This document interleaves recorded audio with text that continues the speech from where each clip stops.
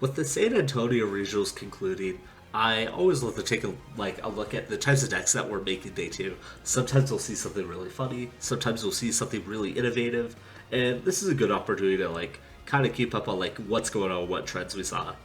I saw this deck list by Chris Franco that made Top 128 that featured Entei V. And as Entei V is rotating, and I've been getting hella mileage out of him throughout his entire lifetime, I figured, yeah, why not play another Entei V deck? I've already played like 3 of these already. Why not just add a 4th one? I do really like the Entei V as an option because Regidrago is typically a deck that likes to go first, so having something that does well when you go second at best of 3 scenario is actually kind of nice, and this could possibly patch up some of your matchups like, for example, Regidrago, where you can attack a Teal Mask Ogerpon if you happen to go second against them. Otherwise, I do think that, this list is pretty standard. I really like the 1F PokéStop because it does mean that my ratios are very slimmed down, and it does mean that it's very easy to focus on the counts of the deck. I'm not overcomplicated. It's not like, oh, I don't have to look for this one superior energy retrieval. I have to look for the PAL pad.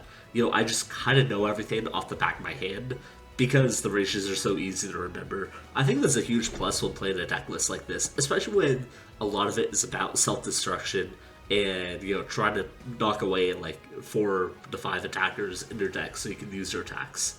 If you guys enjoyed the video, make sure to like, comment down below, and subscribe, and I'll see you guys. Alrighty, and getting started with the first game here. I've gotten a little bit more familiar with Regidrago, and now that I'm not playing bad cards in the deck, I think I've understood the deck a little bit more. I'm also thankful I've never surprised Squawk in a single game so far. When I was doing the previous Regidrago video, that was actually a huge issue where I just kept prizing that guy's like, oh my goodness, how do you play the game? But now that not prizing him every so often, it's like, okay, it's a little better.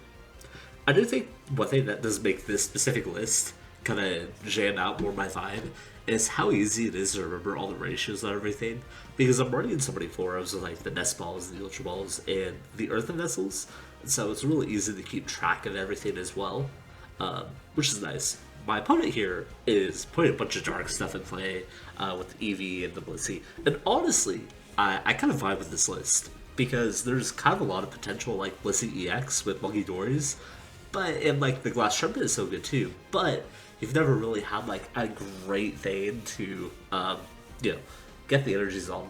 But having the Eevee that is both a Terra colorless Pokemon and then also a Glass Trumpet enabler and attacher is so nice. The amount of roll compression that Terra Eevee has is so nice.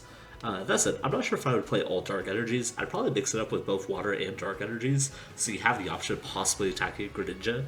I feel like this is giving me some inspiration for a video, but yeah. Typically, I'd like to establish it a little bit more here, but I'm okay, well, I get the attack off, that's fine. I'm going to start piling damage up onto the Squawkabilly, and I'm putting 1 damage onto the Eevee, because I'm not quite sure what the Eevee is going to evolve to. It could be an Umbreon for all I know, right?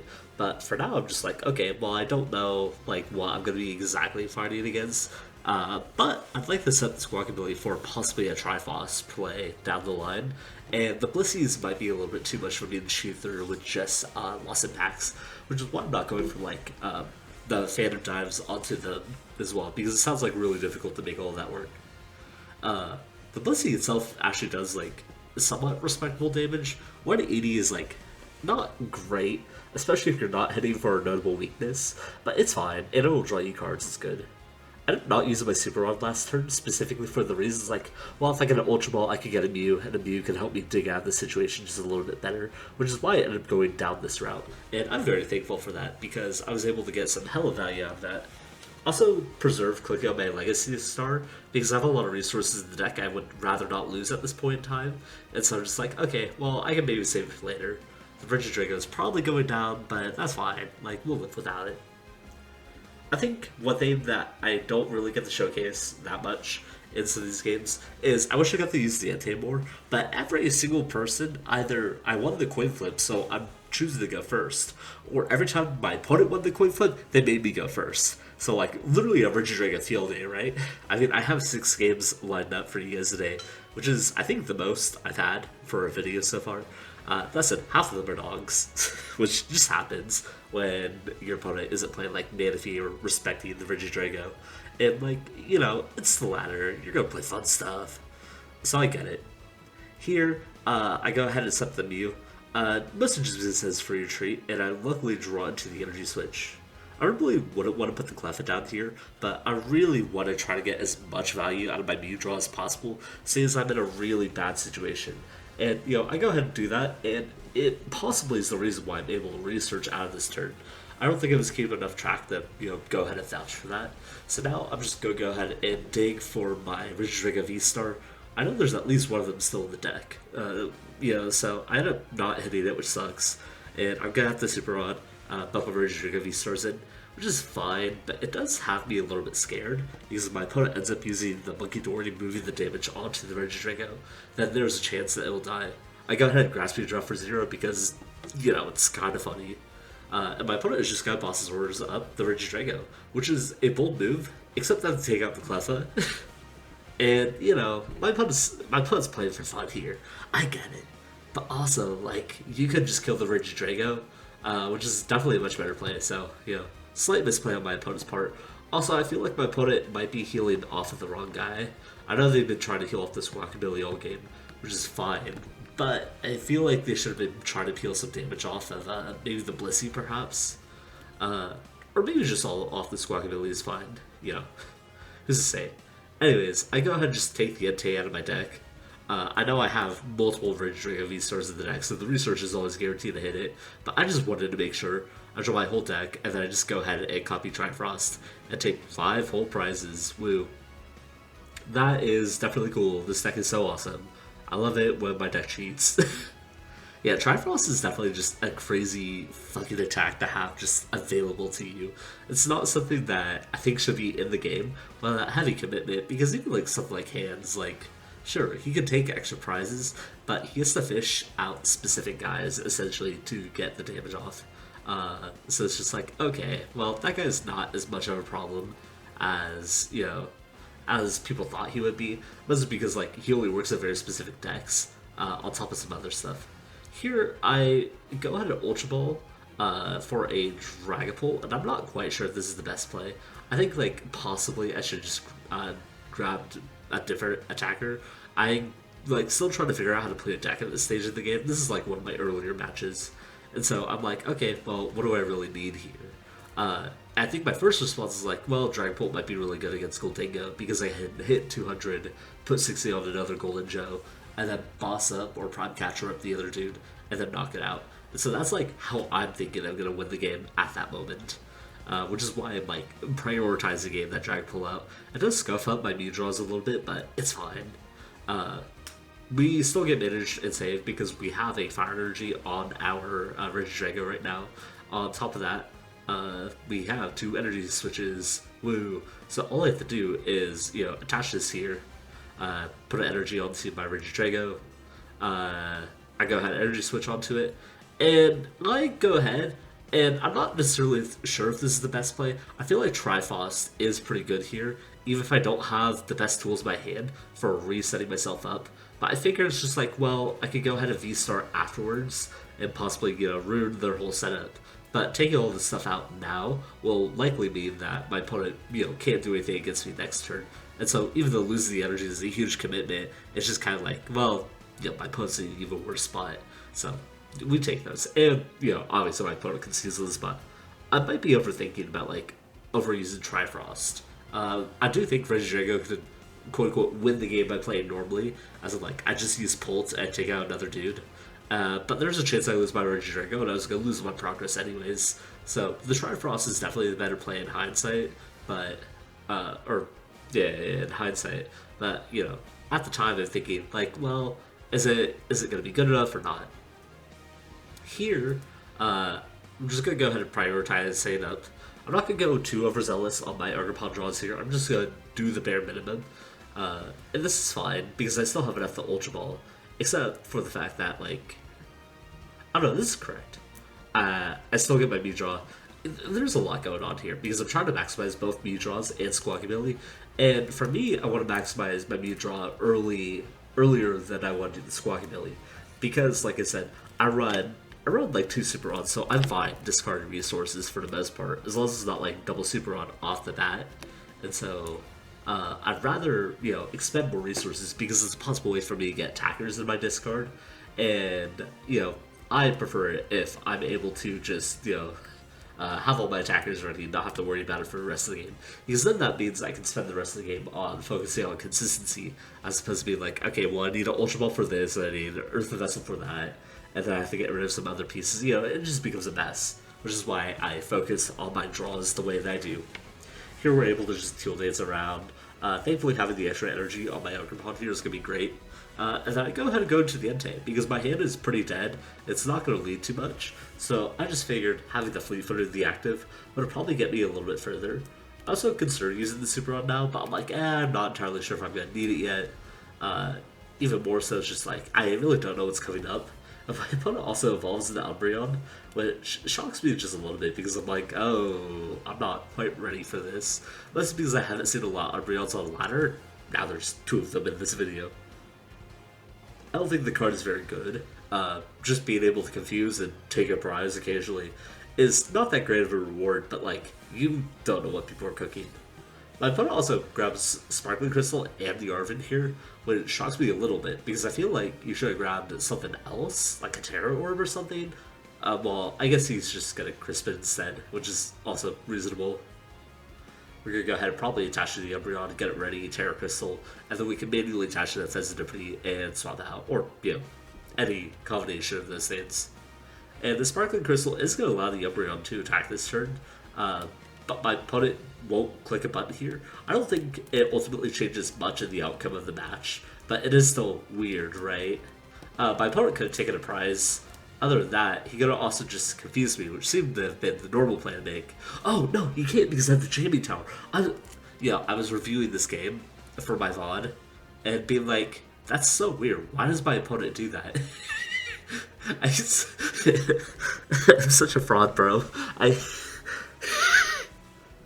Jamming Tower prevents my opponent from actually attacking me this turn, which is the point of the card. Dude, this guy's just a fucking genius. He thought of it all, right?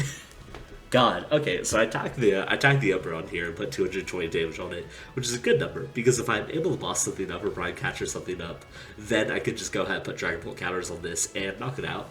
And currently, like, I'd probably want to put damage onto, I want to say the Sylveon, because if I put damage onto the Sylveon, then knock out Umbreon, then I could go ahead and Trifrost.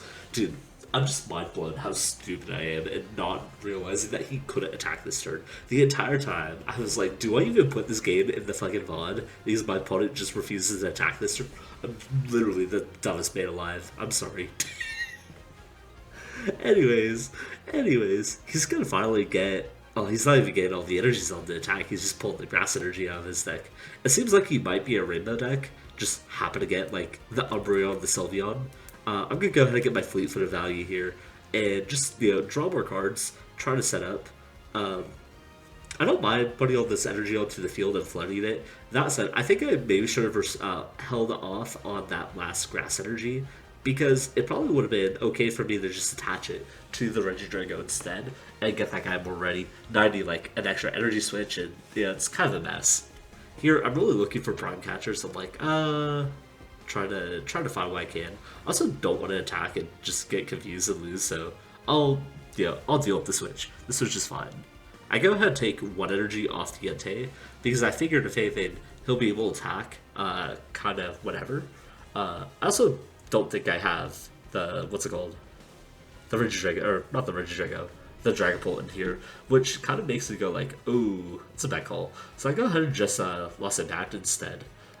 Which, you know, I still prefer taking the energies off of the Entei here, because that means everything's just a little bit more spread out. I go ahead and pull out another Regidrago line out of my prizes, and yeah, just another small anecdote here. I feel like I've been prizing a lot of Regidragos in these games.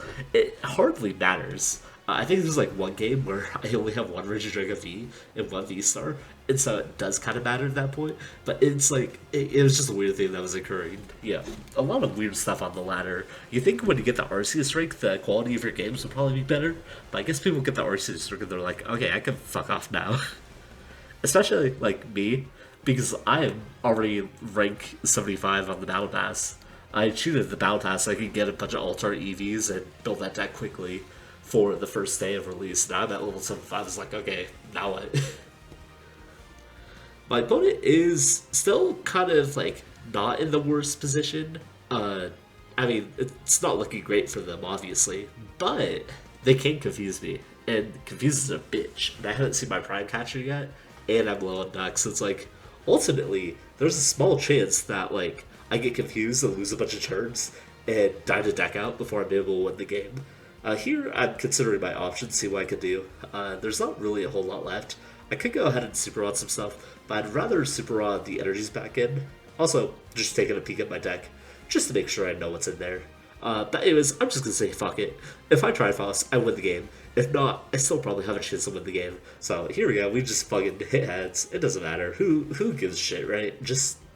I've been winning coin flips all day, man. I went first every single time.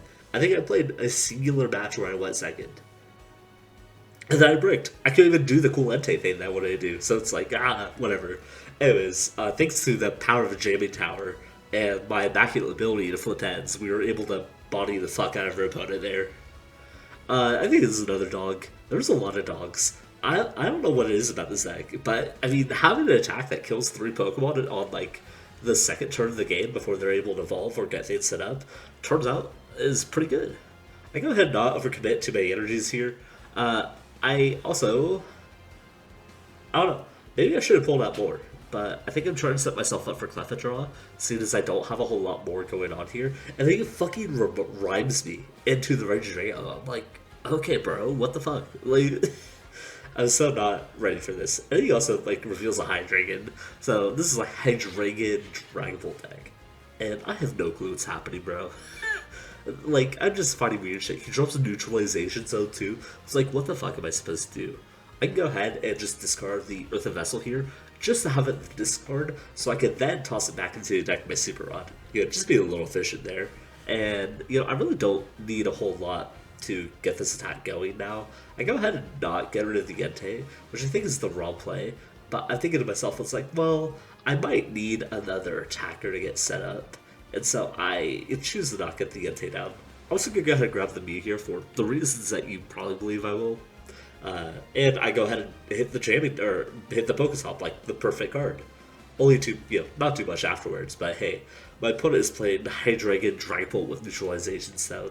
I'm sure that they don't have a fire setup coming as they evolve into Zweilous.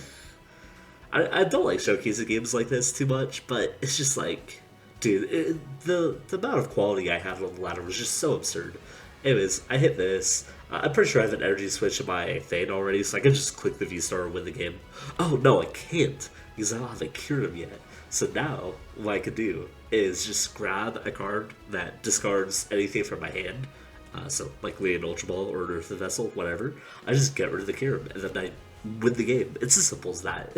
You just gotta try Frost, baby. Who printed this card? Who printed Kyurem and thought this is okay? Like, couldn't you wait, like, 1 year?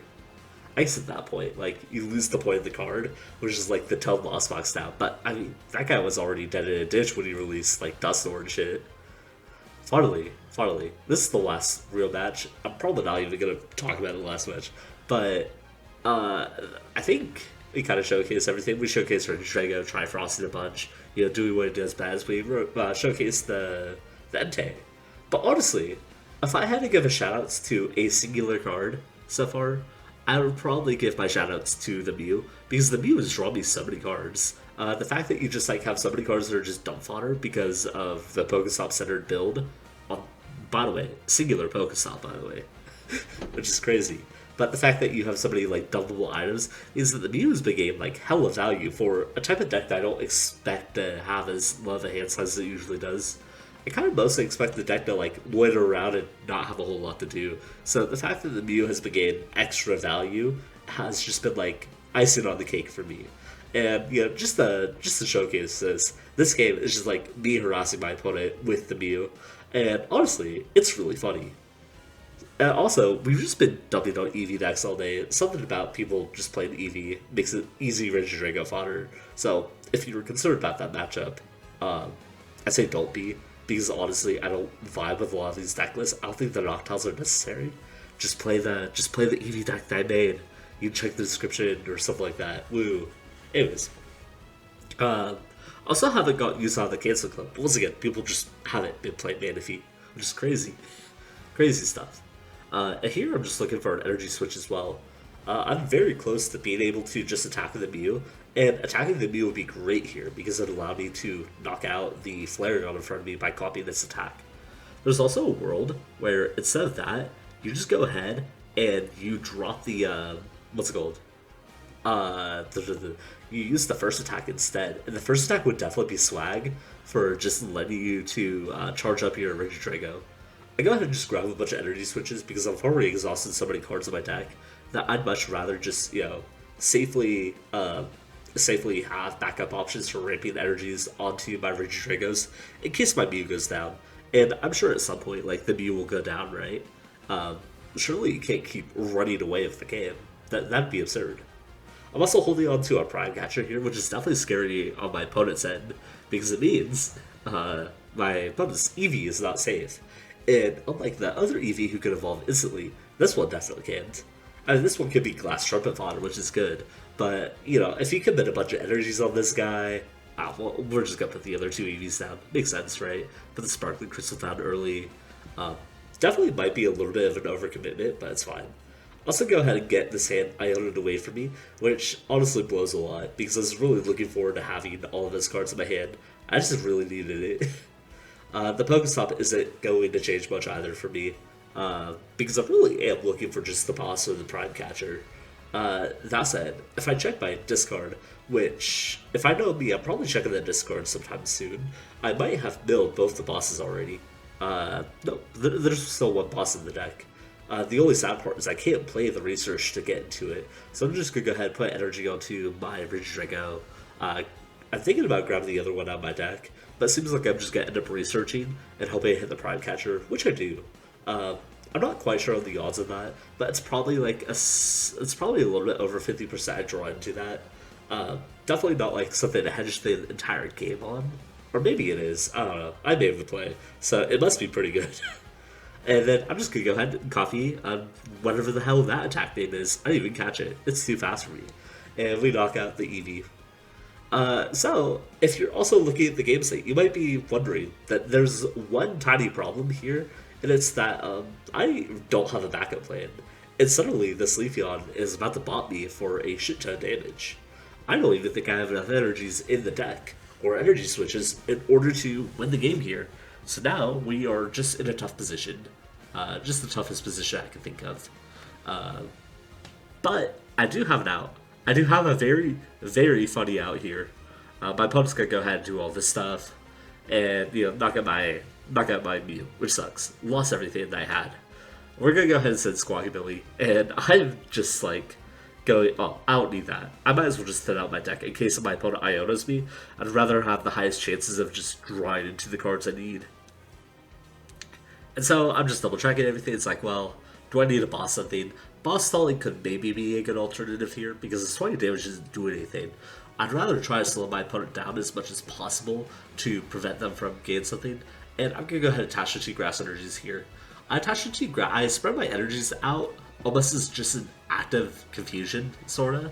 I think I only have one energy switch available, but I just kind of want to be like, okay, well, if you knock out one of these, then there's a possibility I can still win the game by moving some types of energies around.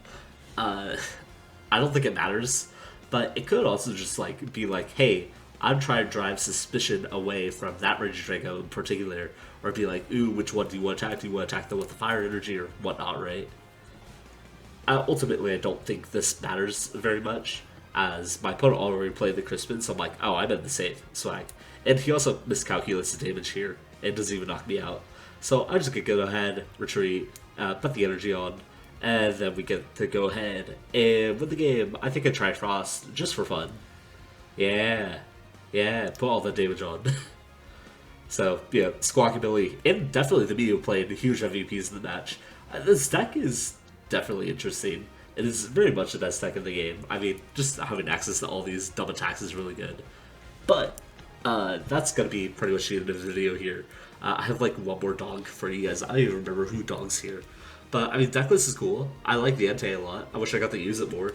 And I don't have too much else to add on. So if you guys enjoyed the video, make sure to like, comment down below, and subscribe. And I will see you guys around. Peace.